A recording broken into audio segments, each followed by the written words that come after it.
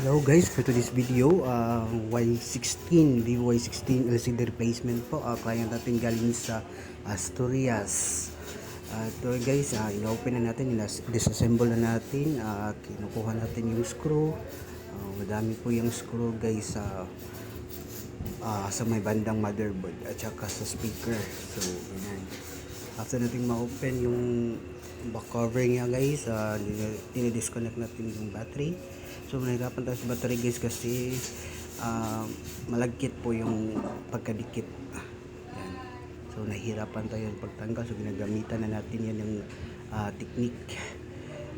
So ginagamitan natin yung key, dinadisassemble natin yung LCD, and after that yan, nilinisan lang natin yung gilid na pagkakapitan ng ating adhesive po. So it takes time para linisin talaga kasi malagkit yan. Pag hindi yan nalinis, magkukumpol-kumpol yan. So after that, tinatest natin yung LCD kung okay ba. After natin matest yung LCD, balik natin yung battery. And then, yan, Vivo. So check natin kung okay ba ang LCD. So inaantay lang natin matapos. Okay, after you check, so okay na. Function naman lahat yung mga numbers. Dinidisconnect natin ulit. Tapos linisan. And then, nilalagyan na natin ng adhesive guys. So, konti lang, in-estimate lang natin kung hindi ba sobra yung paglagay ng adhesive. So, instinct mo na yan as a self-repair technician. After that, pinauga muna natin mga 3 minutes. So, para paglapat ng LCD, tuloy-tuloy na. So, yan.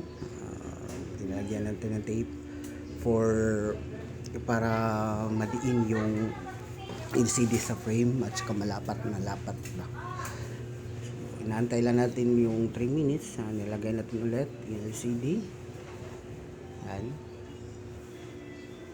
So, chinecheck natin yung meron pa bang kulang na wala natin na ilagay. And then, pinag-on natin. Binalik yung motherboard at saka yung mga screws. So, ganun lang ka-easy guys mag-replace ng LCD. So, sa mga baguhan dyan, keep working hard. Yan. So, God bless po sa ating customer from Asturias. Thank you for trusting, ma'am. Visit lang po dito sa Aliwanay, Balamban, gilid ng Wilkes Enterprises po. Look for Jamie